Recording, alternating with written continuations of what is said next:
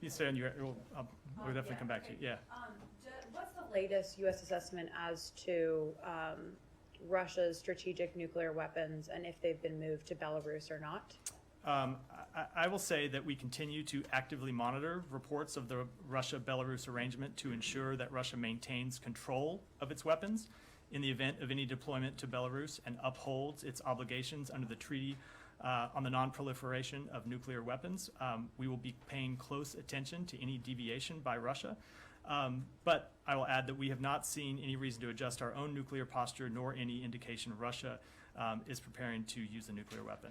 And President Putin said a few weeks ago that the facilities in Belarus where they were planning to move those tactical nukes would be completed by July 7th or July 8th.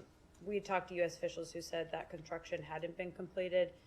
Is the latest assessment that those spots are still not ready for the tactical nukes, or what can you say on that? I am not going to speak with any level of specificity to those reports or to the question of deployment of nuclear weapons, other than to say that we continue to actively monitor the reports and believe it is imperative that Russia ensure it maintains full control of its weapons. Are you more concerned now that they might actually be moving those weapons than you were, say, a month ago?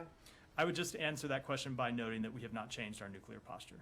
Right, but U.S. officials have said that, moving the nukes to Belarus wouldn't necessarily trigger a change in the nuclear posture. So that doesn't answer the question as to if you're more concerned now that they would be moving them. Yeah, I don't want to speak to whether we are more concerned or less concerned or equally concerned, other than to say that we continue to monitor the situation.